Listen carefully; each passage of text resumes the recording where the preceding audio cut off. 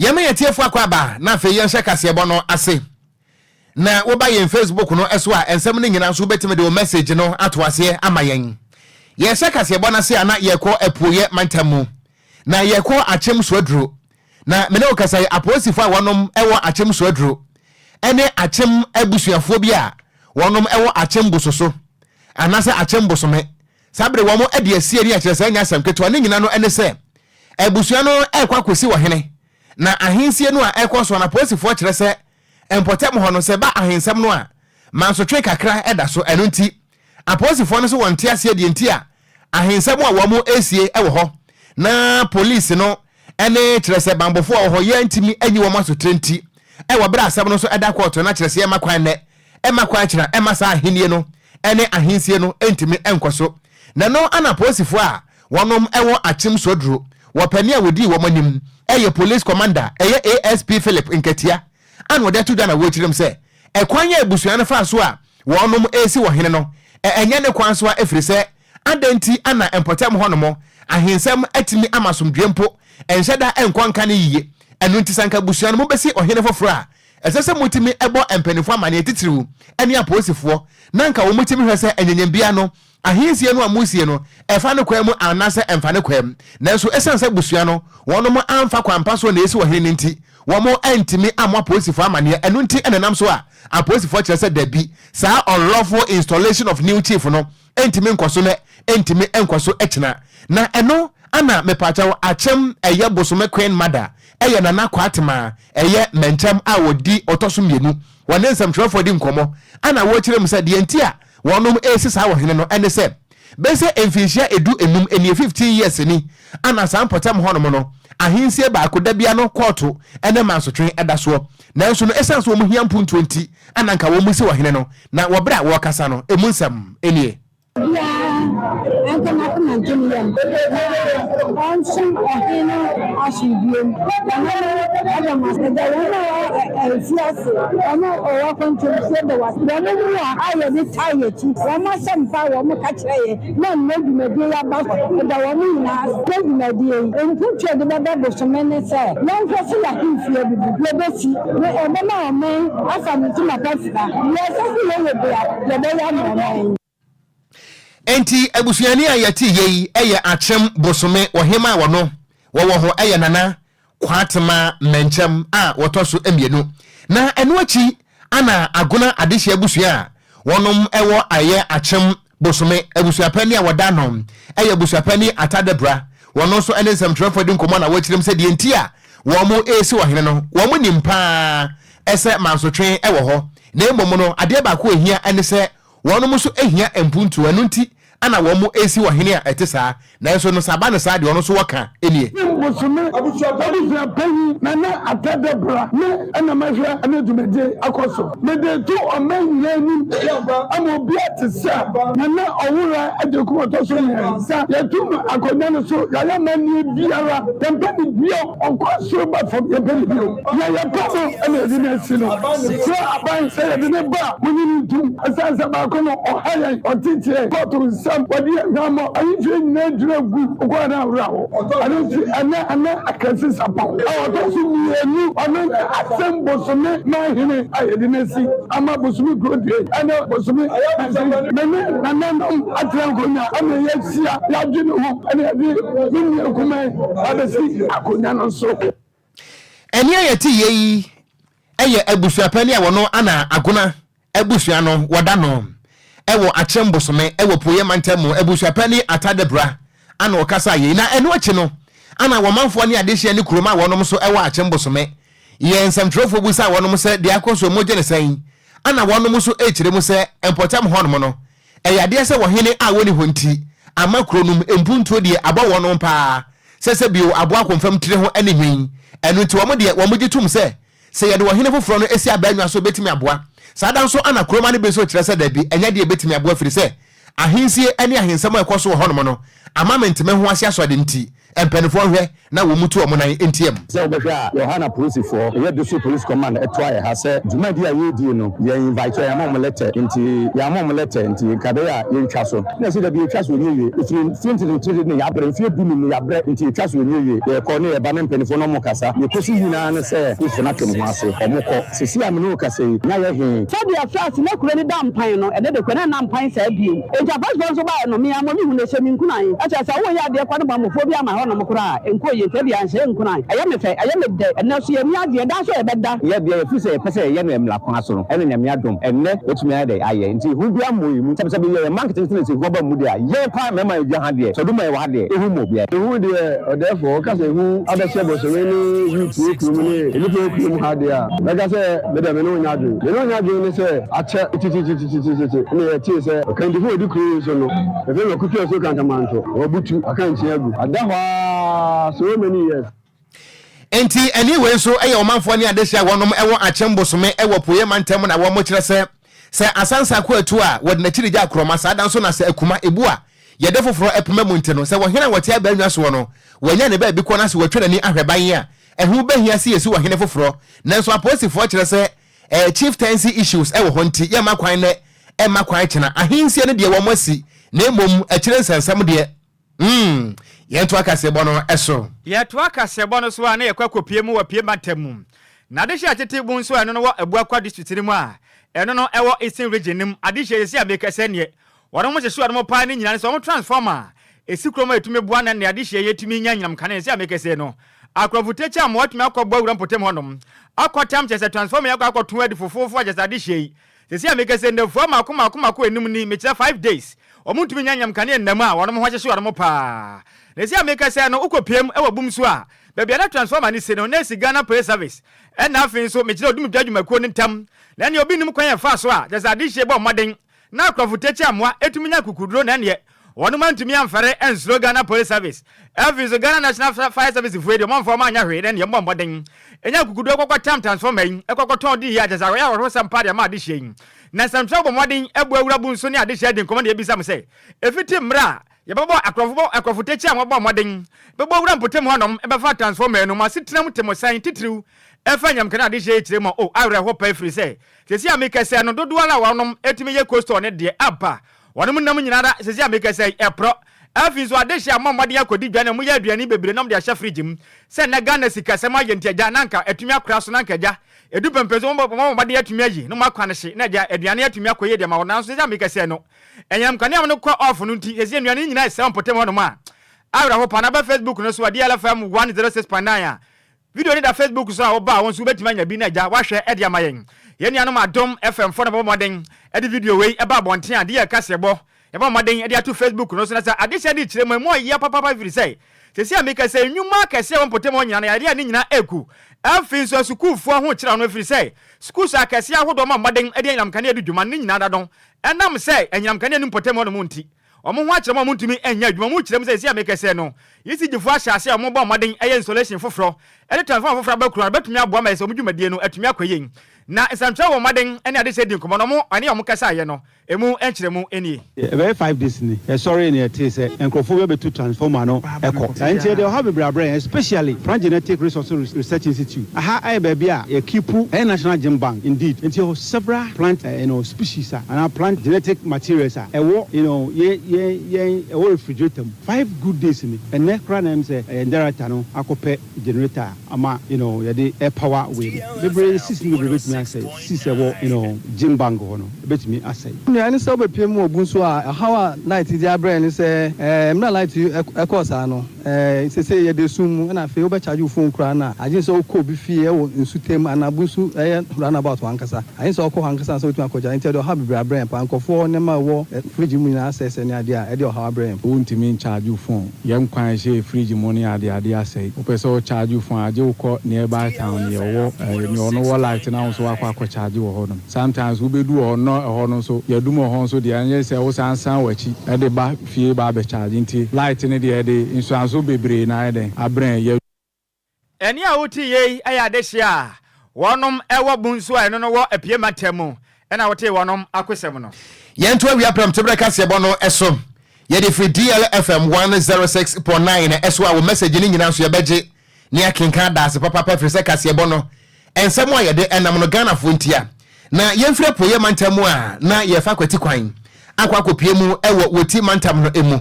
na empenifo wonom Anakrache West Municipal Hospital wonom eda no ede atudwa akirem se ne dumso AC ha wo modwuma wo moye ese ayasabia no hadwi ye papa na wobra medical superintendent ede Emma Krache West Municipal Hospital woni DLFM mama ne bofuo di nkomo no ne din ede Dr. Hilarious Gazi ana wo kirem ese dumso no a ekoso ewo Krache West ene ne important mo nti ama sesei enkofo emu a egu fridge mu nyina no mo kire ho no emu no epro enu nti do mbeka de akire mpanefo ne se wono mo ampe anyinama hode ne ho bibi na womo ampe bra pepe bi amo amfa ho ama womo so antima nya power amfa anye womo adwuma sa ya sabia ndia ene na kire se wobi enkase putuohye emaye ne nedwo na emom se ejato mu a wobi abefa ne se kan ma safety kotokuru na wakwa kohwa bi Dr. H mu se sese no ejirese womo se nyina no ene se mo kire no womo be close ne down efiri se wono mo ebeje nkofo adehye amu agu ho na ebewi akire ebepro na ede wo haw kese abre nipa de na kire se we die adabraka enu nti sese no wono mo ebepe ya asanto atete credo ni bi na wode ato mo kire na no se twere pan ana afenso no womo wo department ahodo bi wo hono mo a ehu behia se eno so no wono mo ebetutumu efiri se anyina mo hoden papa eni hono mo a eba na sa wo mudwumadi a wono mu edie ene ayarsa ene ayahwe no eba ye de yiye papa wo kyerem se sesi ano efiti bra dumso no hyase no sika twitwiridie a kyerɛ sɛ akomu wono mu eto power wono mu eto eyefuo wono mu edigu generator mu ade ade no eye 70,000 Ghana cedis asesi ano ama ayasabia no eya bofom ewo sika samu ene nti Dr. H remu se we aka ensam yi ama mpanifo atie no wono mo ensi gina papa bi amfa ho amanyina mahode no entimi anyina so na wono mo anye wo madwuma de na kire se mo kire no wono mo ebe close ne down wo ba ye Facebook no eso a wo hwe equipment ahodo a ehia nyina mahoden na nso dumso nti anya dwuma no a video ni nyina no eda ye Facebook no eso a eye DLFM 106.9 wo betime de wani mienu a wo hwere santem aba behwe bi na se wonso wa adwenkyere ne brofo bi a wo tro de to ase a yenso ye bekenkan ede ama wo mene wo ekasa wo hwe video no a ye hwe bi e wo ha no a mo kire nankasa no yede ayi notice atare ni mu ye betumu anesa na wabra eye Dr. Hilarious Gazi wakasa no emunsem enie. The problem with the low current or low voltage issues in the Krache West municipality is affecting us a lot, in that sometimes during operations then the lights are out, sometimes the lights are on but still we cannot actually use the energy that is coming in to support our equipment. Theater, for example, is supposed to be a very cool environment, but unfortunately our AC sometimes they will be working, but still as we are operating we'll be sweating, which is actually very, very bad. And when it comes to our mortuary refrigerators cannot be actually used. They can't function even sometimes when the netco or the energy from from the government side is on. Any ayeti ye aye Krache West aye Municipal Hospital wapania wadano se medical superintendent ni din ede Dr. Hilarious Gazi and wade sansem we eto nsamtrofo anim na enwachi ana administrator ewo ayasabia ho eye Raphael eye Tumawu wono so ede to nsamtrofo anim se wo hwe dumso no a ekoso no a sesei ama ayasabia no wono msi kasam kura abafom efrese kakra bia wo mbegya no na wonom ede akotofuo aba begu generator na enam so ama ekakese pa no ana atumi aba na nenkasa emu no wotire mu se wo hwe emfidi ahodo ni beti se eye sterilizers a wonom de ye adwuma ewo theater ahodo ni nyina no a dumso nti ama power afem ama adwuma no aye den sesei machines ni nyina so asesei enu nti wode ato eye nedco ana afenso no mpanifo ani mu se anamo bia no esese wono mutuo ema anyinam ahoɔden no etime gina so na dum so no eto otime twa no wo nye free say adwuma na wo moye no ama adehye nkwa edesen mu pa. Of course, if care or immediate intervention is not given to the situation, the facility may grind down. At a point we are looking at the units that require most of our power, and so we were looking at closing down the mortuary. Of course, that will give us some relief. All things being equal, yes, we may have to call on the people who deposit their bodies, since we would have to start closing some of the units which we have been avoiding over the period. Currently, the facility is unable to continue in purchasing fuel to support service delivery, and so that could be a stage where we would get to if the situation continues or persists. And here a medical administrator, Raphael Tumawu, and this handsome way at some for him. Yet, what I say, bonus one, your body, I was sentiment and a honor doctor for one of the Muya Juma oncology department. Metre, it is a doctor from Bombarding, Edim Fide, ready pedium, and who is what they are crammed, and be a muaneja. Cancer Yadima, Modia Penwado, the amount which reminds the Yamicasino. And Fidia don't do Juma, say on mono. And Yadia Juma in the sentiment, Madden, and their 2 penny or 1 says in Fidin Farmer on. One would jump in 4 possess if you now banners on the bar, said Yamika say. If you didn't to me, Yaduma sent one budding at your theatre. And I don't bet your madden, Aquaquaya, Jumana, Bama, Alpha, one be here, Sample, Madden, Edim Fidie. I show me pedium, and when is a cram, Yadebu Muno, or bet Massa, Muchema, and more Yapani senti. Among some Mada, John Mombre, and Quatnach, as I am Sabianum, and Quaquayajuma. Now, Doctor Fuwa Madden at your 300 damage at your day. You Busman and Tosso, and Doctor Furniture, say, a hard your pay free say. Baba Quatra, Juma Musasa, or Madden's over here, Juma Nansu, Fidia, Yajumadia. I didn't mess a woman on my daddy, Aquataya Sabian, the Sentinel. And Yadom Bayamuch, them send Fidiani say, or 2023 October, or my charges and revert messages in Fidim and net me up on Madding. Agent Naso or Madden in Fidia, Jumananso, or more Yadian Fidiano. It made man about Facebook, no so a DLFM 106.9 video in the how about Benya being away to me. And the Russian Fidia, what do I just say? Yasim Kumakra Muchim say. If Renadia at Tia Pontimutum find Yajuma. The Siamaka sent Dr. Penny on the Okopio Confanochi Abaya Sabiana. Or a deputy medical director at the Maya Confanot Teaching Hospital. No, the day at the air doctor or Parilla Biwakasa H. Them say, a Tiatia doctor for Natiano, Yapa every say, on any Musem Fidian in Yajumadia, Nansono, any power to about my days of my papaya, shall put them on mono, and as I have Sabia Hormono, and no Yana Ben has a wedding for the best room pedium. And the Padibu Horma or badges over to me out do a young who say, I'll in a head pana, over to me on the pani and also the Adrodia Manipananso, Sakobase, Apomediana, Sabiano, Equatibia, Etisema. I don't know Munyabo, train a monta management. Namuana, Jamma Day, Emra, Jumanaka, Mamma dear, and I can power of mobile Modia. And whom can you say I didn't feel about the pedium and your bus and your panic can or ma. But no one pan and a cobas as a mutinafia Casamunia Jumadia. Sanamon Motu, the more Yapani sent to Chama days on Betmia Babua. Now Pomodiana Sabia to me, a Jan Naso. That shows you how delicate it is. So it is unfortunate that our colleagues, a section of our colleagues in oncology, have taken this action because we have shown them a lot of good faith. We have communicated with them. We've gone to them several times. We've had interactions at several levels. And if you look at this hospital and the various, I'll say, challenges that we've had, because the equipment and the structure are under a lot of pressure because of the numbers of patients that we handle. There have been so many other directorates who are waiting, or in the past, in the recent past, have been expecting equipment. Some have received the equipment, others are still waiting. And they've been patient. If everyone who was waiting for some equipment or some logistics decided to go on strike, then the hospital would just grind to a halt. Of the doctors decided that they would stay, as we heard, that their head of department and I think a few others decided to stay and work whilst a section decided to go on strike. You can imagine that they are going to be under a lot of pressure because that means the doctor to patient ratio is going to get worse, right? So it means that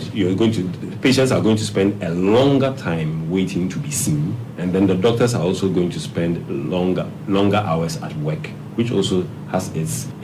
psychological and physical effects, not only of the doctors, but the nurses, all the staff who are working there will have to put in extra to see the patients. So the strike has an impact on us. In fact, when the strike hadn't even started, the news of the strike alone made us very anxious.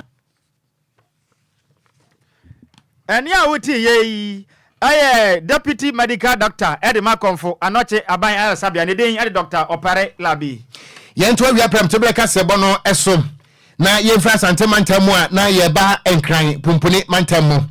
Na sebusuanfo beka yi a June bosume ne da na etoso enum ana ebeto dwa se udru kwa menkroma sekra.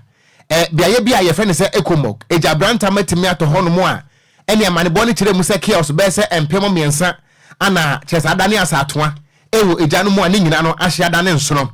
na ensam no esi ye no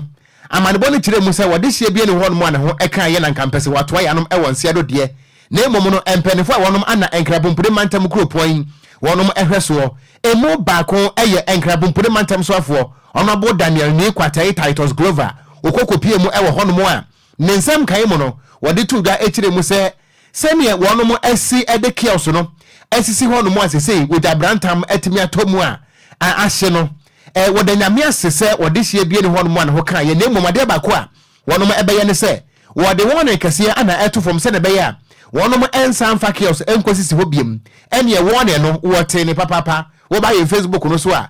wo bra eja ne hwiye ye na ye die asai free hono nyina wiye no wo ba hese ne asase ne sida hono ana kyerese ne ma sai ampa enu nti we no ema regional minister Honorable Daniel Kwatai Titus Glover ejira so ena wode warning ema won mo anete ho se efiti na kure no wo mo hwe yese wo mo emfa eye kios no ensa mesisi ho biem eno kura nam so ma kire se wo ma sojafo ekọ ho no mo a won mo ana ayo mo adwe se wo mefa kwati kwan ede kios abesi ho ni nyina no ye pam wonom edifiri ho na ade akire ni eda sore ya amanebo ni kirem se wo mo yete wo mo warning se hwe na wo mo amfa ne ma ansa mesisi ho biem anfa chaos ansa mesisi ho no se wo mo sa de chaos na saba enya sam kotwa na eno ana regional minister honorable Daniel ni Kwatai Titus Glover wote ye no wakasa afa ho mo mienteni nsemo a wode atuda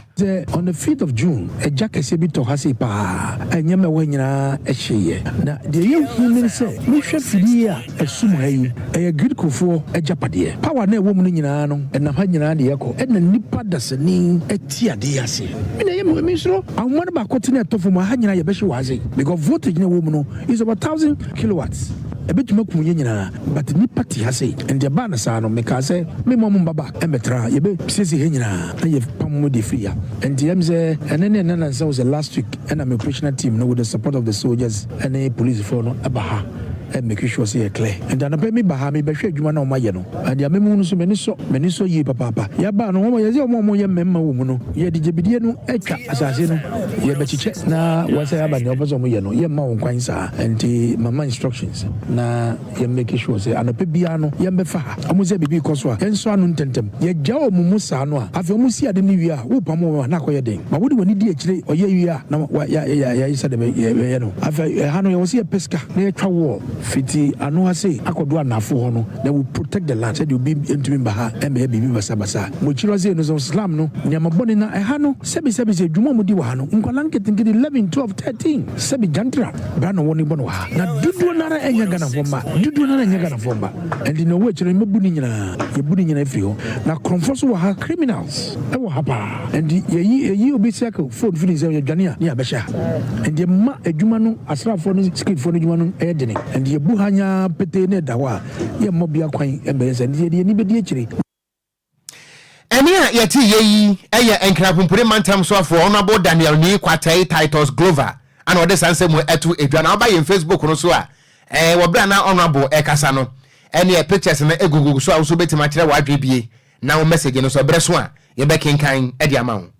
ye to akase bo no so na ye body agura mu o mampeni aso ye na danko akufo de Ghana mampeni akasa e chire ma sesi abekese no asaya ho manga na esika asem so mechira finance ministry na animanim one money so betimi adisbesi 1.5 billion Ghana cedis esika we omo ncheche enfama Ghana di hie bia emri bia twam o man Ghana sika krabia hodo bi ebedum pempenso bia na sika sam ho ye dia ma sika krabia ne sent na danko akufo ado o tena se ahwe ehunu se de sika krabia ne kɔ no Omamoden anje omutumi kratan fanfiri wona mu se ombabu Ghana de hye bia faso nti obamoden se wo krini eye banking sector ni nyina nti obamoden ejejeje omo ehese omutumi nyina de firi omo nsema ase amekese no sa bank ahodo ni nyina da gu a te se Ghana de hye ba omade de omusika kogu sa sika krabia hono mo se amekese wo kaka dwa omusika ekokwa mu no enya de wono musa etumi akesika no nan dankwa gu Ghana mampanin e de ato oswafo a ohwema Ghana esika samso Dr. Mohammed Amin Adam anim so man ho modern say sika hodo ay 1.5 billion Ghana cedis no on jefa Ghana de so modern zo musika kogu eye sika krabia hodo a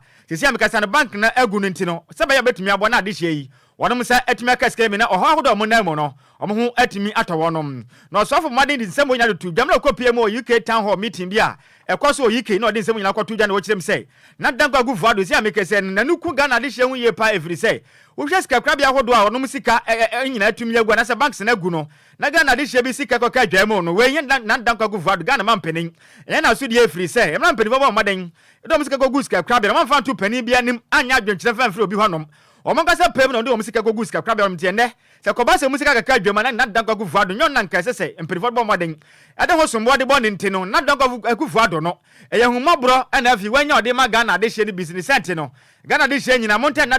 dankwa gu vado a chefri say na nikum ho ye pa ni center ni se ameka se free na ekopem eye hene me bosome me choktoba bosome na Ghana de hye nyina ma musika kaka eye banga hodo a egu ya no 1.5 billion sika we mo de o ma budget de ma na tumi aboa e sika kodo obi a ekoka dwam no monso matuma nya sika na jamu de abo ho bra se be betumi aboa na monso matuma gina mo na so na musika se ma tete ice konte be no matuma nya sika de apodwama no okasa ye no emu nkiremu ni that government will not be held responsible for the investment decisions of individuals, but this government is so caring. Mistakes were made, people were not well informed, maybe they didn't know who to consult to be informed or advised, but we also know that the people who are affected are suffering. We heard that some people have died, some people had to commit suicide. This government is so caring that in the first place we granted some bailout to all the affected. And I want to tell you again that the president has directed that we do another bailout. So between now and October, we will release 1.5 billion Ghana cedis to the affected people. This will not pay the entire amount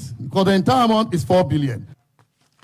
Eni awuti ye oswafo a ohwe oman Ghana yesika semso ne den ede Dr. Mohammed Amin Adams ne na wote ye no yentu akase bo no so na yenko yanim ewo sikasemu a na yebo ede evuramu na mamenkenkan Ghana for messages no so kakra emamo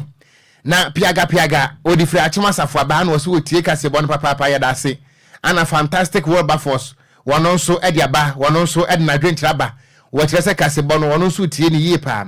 ana opoku active Emmanuel DJ active eno wo se kase bo no dem papa ewa blekuma any sotium any important one was a fantastic news by all standard and also what they abay na nana owusu and was what nchia every Texas and what they ema nyina every US Montreal so ewurade nyankopo wonko so anu wonhira mo papa wo hono mo ntinana yada se papa no message yenso ya jeso wo Ghana monko so anya dwumaden na nyankopo so be hira mo yie pam yento akase bono eso yeto akase bono so ani edaso agina mu ewo Ghana yesikasem emu na eye ranking member on Parliament Finance Committee wono na ye mrahye bedwani ewo Bogatanga Central ne di e de honorable Isaac Adongo wade atodwa akirem se ade ba ko a se ne wura ho papa eye anamo a eye finance minister honorable Dr. Mohammed Amin Adams anta wotu no wo kire se ne wura ho e de ama finance minister Honorable Isaac Adongo ninchemu ene se baby a Ghana adri ye pa ye hompo ye hu yasinem Ghana sikasem na se sidi no eda techemu a dollar no ate praga no we nyina no enye finance minister rehu na wo se gina SMP ni afa so na wo bo ne nsem sa an se ebe sikasem a wonom NPP fo no wo matutu sikasem ni ye asembra na NDC ti abanya so no eno ana Honorable Isaac Adongo chirim se bi odokono ye nim sa aben kurande to ahye de obi enim sa be free say wo bra na NDC ti abanwa so na kane mampane John Dramani Mahama na wo ye mampane no wonom efra aba mu 2016 na dollar no eye 3 cedis 80 pesos sa bra so wo ye incompetent ene dollar no e ko 16 cedis enti mono brofo ban ane yemfama mo wo tiremu a wo se esesenka aban wei ade ne nsagu niti nanka wo twagya adwo pa ene nka beti ne mani so time yo wo fa ku bie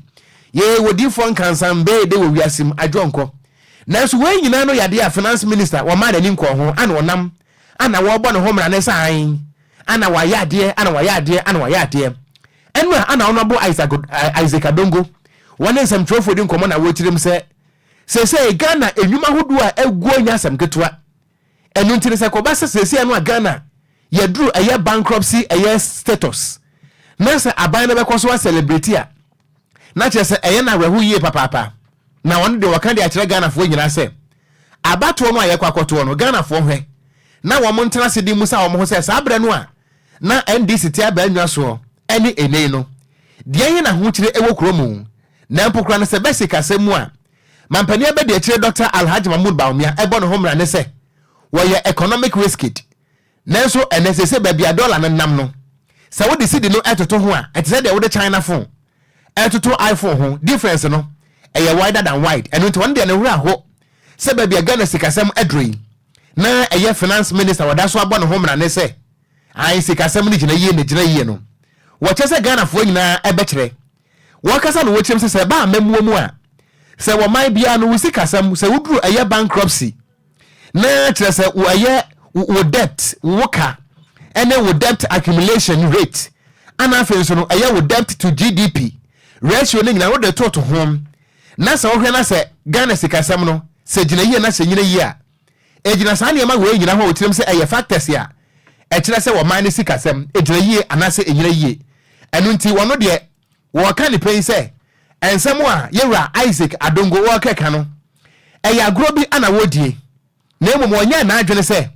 wo magana fo ani da so bia ewo ensem ahodo no a wo mo eka no emu na wo bra wo kasa no ye bo mode se yesa betimaka ene no na ye de ama yetie fo wo kasa no emu nsem enie. Let me say that I listened to the finance minister and I was scandalized. You are celebrating the fact that you have received a certificate that clearly declares you as a bankrupt country. You are celebrating a bankrupt certificate. Who celebrates that? Who celebrates the fact that it is now clear and crystallized that you are a man of straw, you cannot pay your debt? And you're celebrating that and saying that on the basis of that bankruptcy status, you are better than the previous government. How do you make that comparison? The moment you declared that you were bankrupt, you couldn't pay your debt, and you were going around begging the people to forgive you your debt, several aspects of comparisons of the two economies ceased to exist. We could no longer compare debt. We can no longer compare rate of debt accumulation. We can no longer compare debt to GDP because you simply don't have any. Okay? One of the biggest challenges that any economy faces is the ability to keep your sovereignty. And your sovereignty is what the people rely on in order to trust your country and give you loans. You entered into agreement with people, took their money, and they had the trust that your government will fulfill that.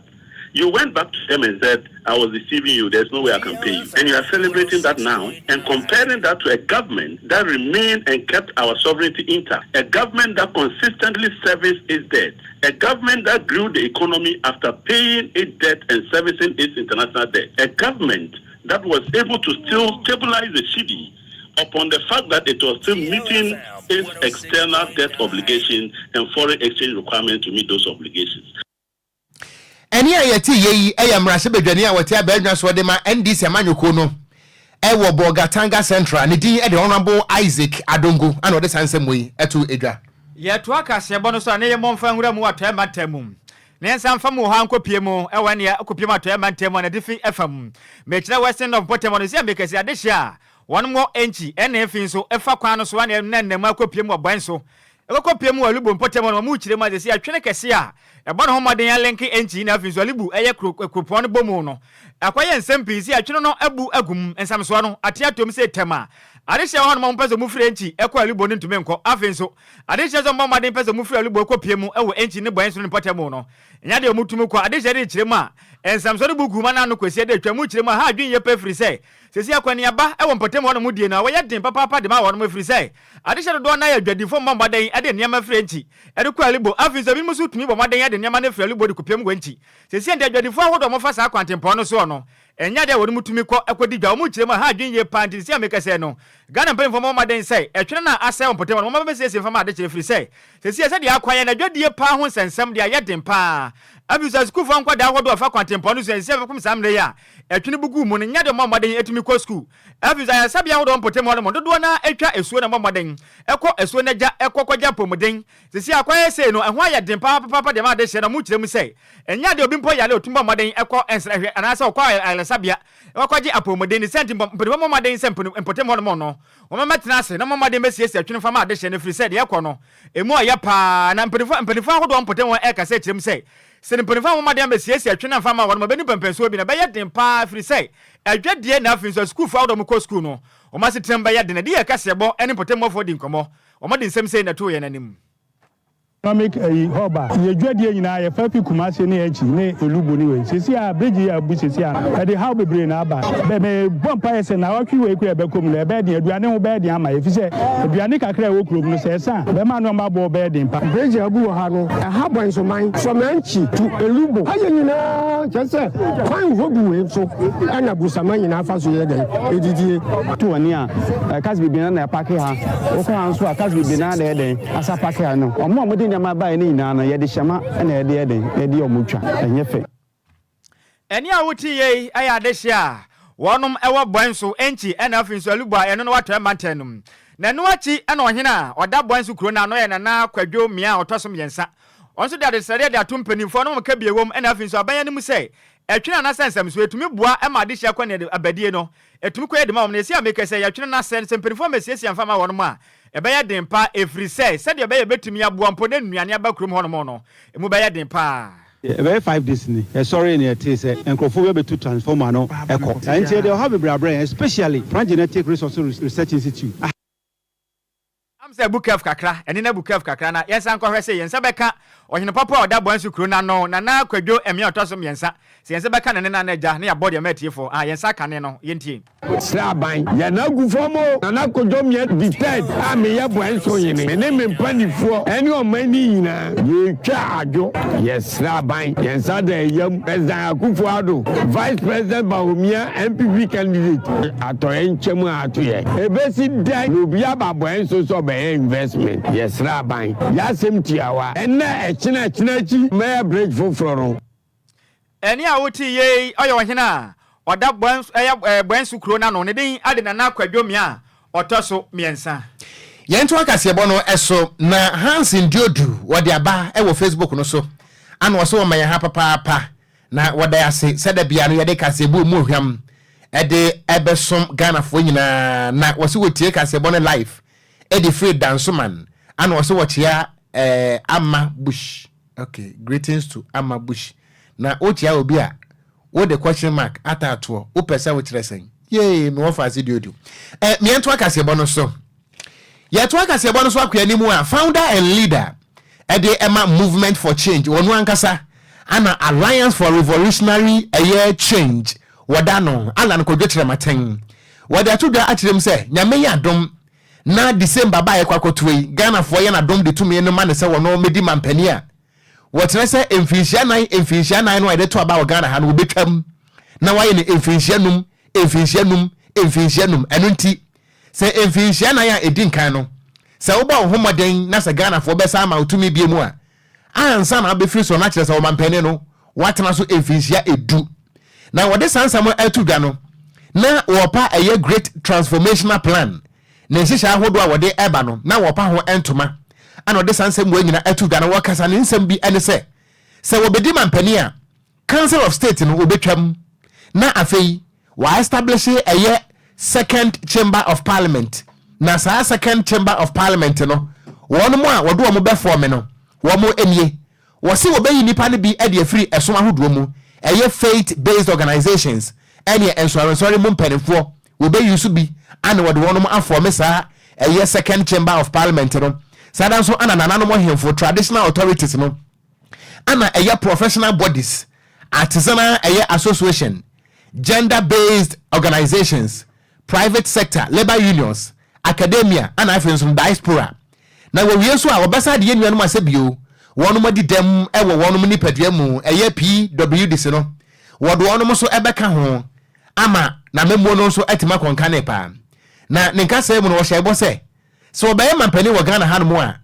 wo besa establish a national a reserve force I no so no wo the graduate a wono every a tertiary institutions ana wo de wono ebeyo sadan so ana wo behwe say wo a wo be pass wo abosumi nsia enter no na akira say any security services no wo de wawuram ane ade wo bra yewura Alan Kwadwo Trematen wakasa no emu nsem ne. And then also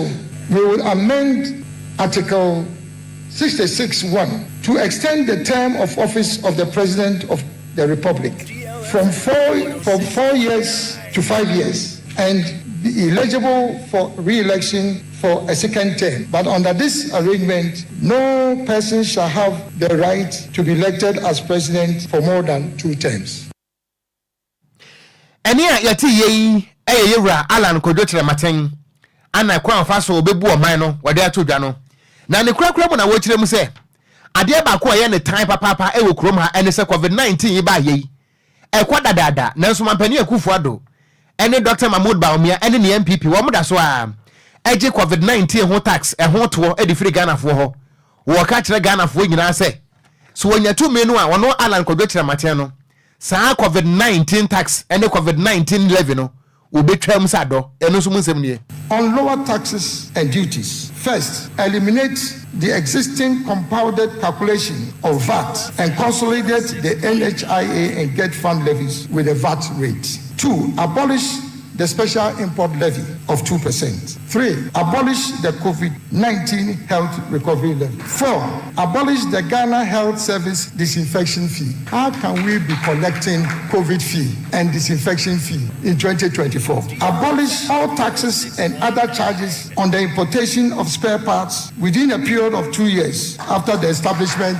of the government of national unity. Undertake a comprehensive assessment of the relevance of all taxes, administrative charges, and levies that have been imposed at the ports with a view to eliminating all nuisance taxes and thereby reducing the tax burden on importers. The above policy prescriptions will make Ghana have the lowest tax rate regime in the whole of ECOWAS sub-region within a period of 3 years. On the stable currency, on this issue of stable currency, review the operations of foreign exchange bureaus with a view to eliminating speculative and unauthorized trading of forex. Enforce existing regulations on the repatriation of foreign exchange proceeds from export. I'm sure you will realize that there are regulations for the repatriation of proceeds from export, and yet nobody respects the regulations. Review and strengthen existing legislation to limit the use of foreign currency in domestic commercial transactions, particularly in the services sector.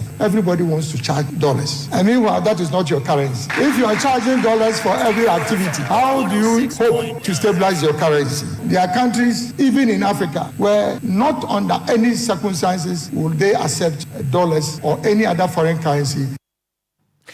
Any ayati ye Chief Alan Kwadwo Trematen and what this answer mu etudwa na a great transformational plan na wo pa hon to man asanse mu nyina no eto efom awia pram to breka sebo ane ye kenkan ye de free DLFM 106.9 eso na ye dan ho age agoprama so nsem ye ba sesi a DL News.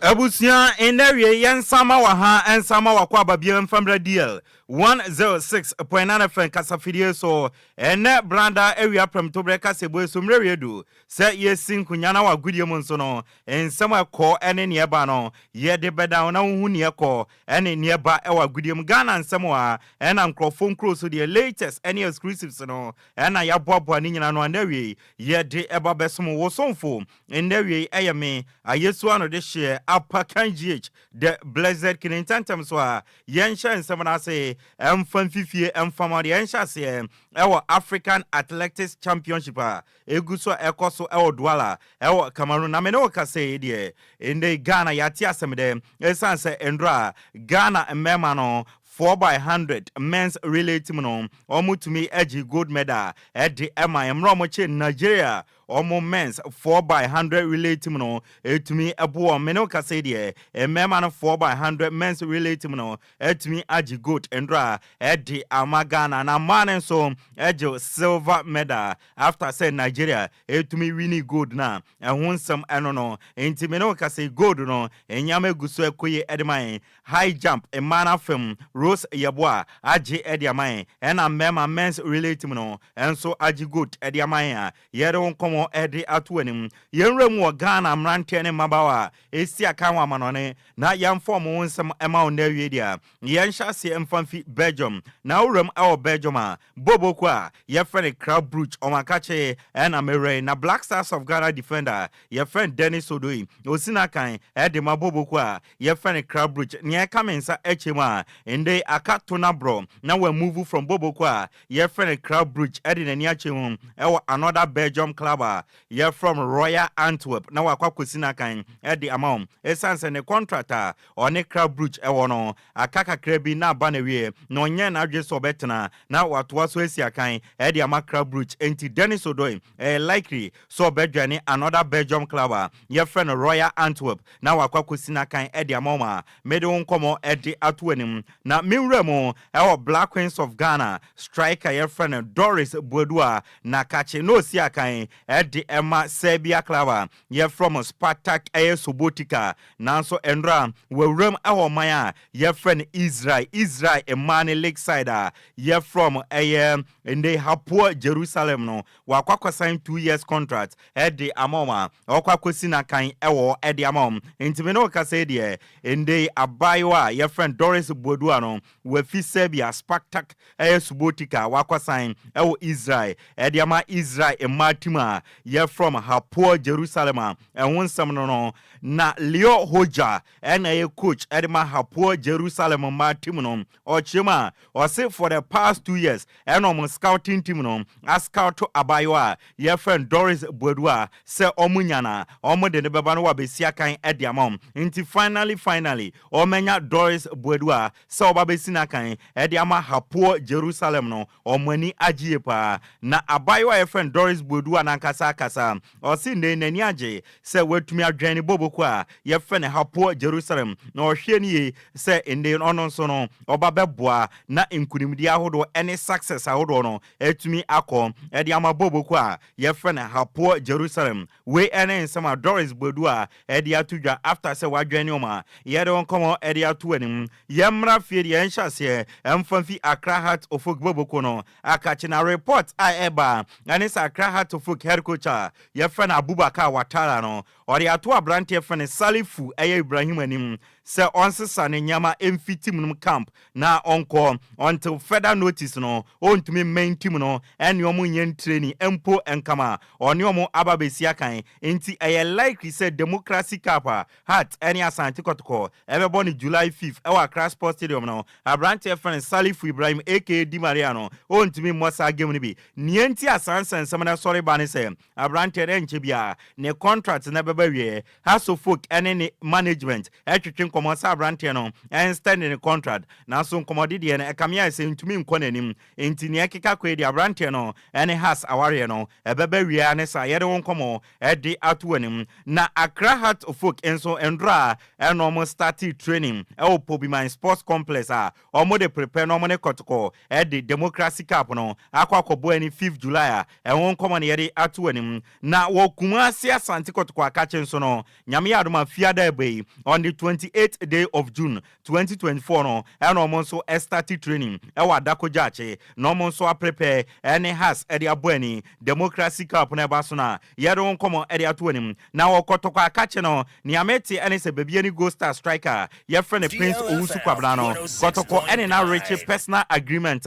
bibia edida na kwam enchen se na wotwen ebekwa wie de na abrante ye friend Prince Owusu Kwabena ababe ye kotoko player on a free agent ye don komo edi atuanim na Kumasi Asante kotoko midfielder ye friend ende Sheriff Mohammed no ende kotoko ene ne twetwen komo se ne contract no extending no to aso ensia kan emfama boboku ye friend Kumasi Asante kotoko last season no or start ye nemo along the line no eno konya moto accident okotrenche wentumi ensia kan biem amfama kotoko na kotoko fochima ne money elsro into on person extending the contract no not was to see a kind of makotokwa ye don't want some at the amount now run and back confirm amount say a brand friend Steven Desemukwara Uganda striker we fiko tokwa oko na report airbanes ordinary chimu ewo Tanzania na wakwa kusia kan ede amabobo kwa ye friend Simba Esi a Tanzania ni amete eni se sike piem no eye $9,000 ena bosumbia obeji edi egune botom inti after say Steven Mukwela efi kotoko no de nani chemu ewo Tanzania no wakosia kan edi ama Simba ye don komo edi atuanim Michael Ewua eye Nations FC defender wasi last season eka tonablo enkomo je Ghana Premier League no nanso nyama ba ko mienu be ena nkoyi amfama Nations FC a omo entumi anje league no omo de asua de na osi se next season omo je Ghana Premier League na memmen yobia won sanse last season ne eto omo anje league no omo asua de a omo de bewura next season na aboa emo matumi anje league no e de asi omo nanso e de won komo e de ato anim yemfa fie seminisi na yem monitor ewo nkrofon kroso dia yen hyase emfa fi Euros 2024 eguso a ekoso ewo Germany na meno ka se de third group games no ene ya hyase na Endra group B no omo 2 games ni nyina ba so 7 p.m. simultaneously and games no eba so result ni say ne koye Albania etnase ema Spain ebo mekaba kwa omo entmanti Barcelona brantia ye friend Ferran Torres ene shego no edema omaya ye friend Spain and afi Croatia ene Italy ekotie obi a hye ne yonko eka bako meno ka say group B table no say ene kokoye after 3 games no Spain omunya 3 out of 3 9 points and omudidi kan oma qualify Italy enso enya 4 point oma qualify Croatia eto so miensa omunya 2 point omudi ajo omo bomb pa hwe se bia ometuma qualify as one of the best third place teams a ehun komo no and Albania etwa to a 3 games no omunya only 1 point a ye de won some area to anim na Spain omomone ewo Euros no no ewo so ye pa omo 3 games omo bo nyina no omo wini ni nyina 3-0 against Croatia omo be she Italy 1-0 and omo sha Albania 1-0 into omo she 5 goals a omo concede bi a 9 point and omo dia qualify ewo group bi wa Yambo Luis de la Fuente abaso edwuma ye edema Spain no ne money bo so ye pa nyame ya adoma ene game 7 baso no say NTM eye simultaneous and our games in Abeba so group C no and they omo third game no Ebeba so 7 p.m. no Denmark and Serbia Ebebo and after 7 p.m. no it is coming home for no England omo Slovenia at the Ebebo and group D no so 4 p.m. simultaneously no and as our games in Ebeba so France and Poland Ebebo Niamete and it's a Kylian Mbappe Lotin ebe to me a start game no at the Ama France and at 4 p.m. no Netherlands and Austria at the Bebuania and 1-7 no uram el Copa America no so a wo group C no endra game bako etoja oma ye friend Uruguay eche Panama ebo mekamiensa omu timu bako and afensu group D endra no oma ye friend Colombia eche mieno ema Paraguay etimu bako na enano pay 1 game atoja oma ye friend Brazil oma nchebi sanso na Costa Rica nchebi Brazil national team na yamre bruta and afensu ebo 10 p.m. ene wo group A oma ye friend Peru omo ne Canada e de bebuania enwon sem no na ebusia ya sore so no uremu Olympic Marcel Akachia officially oma confirming say Italian manager former Brighton and Hove Albion omo manager your friend Roberto Di Zerbi no omo appointing on a 3-year contract until June 2027 na yede won komo e de atu eni mabusia nyina we so na good ye won na we ye boabo no de beda no yam fancy mi amede nsama de bai no e di ameje so no ya Yesu ano de hye Ocran Nhyiraba the blessed king over to you Okogyeabour praprechi ni answer so me da say enti Ocran Nhyiraba so na de agoprama so nsem aba so ye no nti agina we so na awia yensema hodo eboabo no ede be so mo se ageme nsem wo prem to breka se bo ne abulukom sein epom champion Kofi Taylor ede go Facebook no eso asedan koma wo Ghana ni sa wo jebre enya adaje ma yen ema yen so ye ba be so mo do hwere ba ko entem yeso so a dwumadie foforo ebeto am so akenkanfo mienu edia meje so eye Okogyeabour Ocran mene Nhyiraba Kwadwo Sammy bi ya dabo nyina se awia yi ama mo nyina mo emitia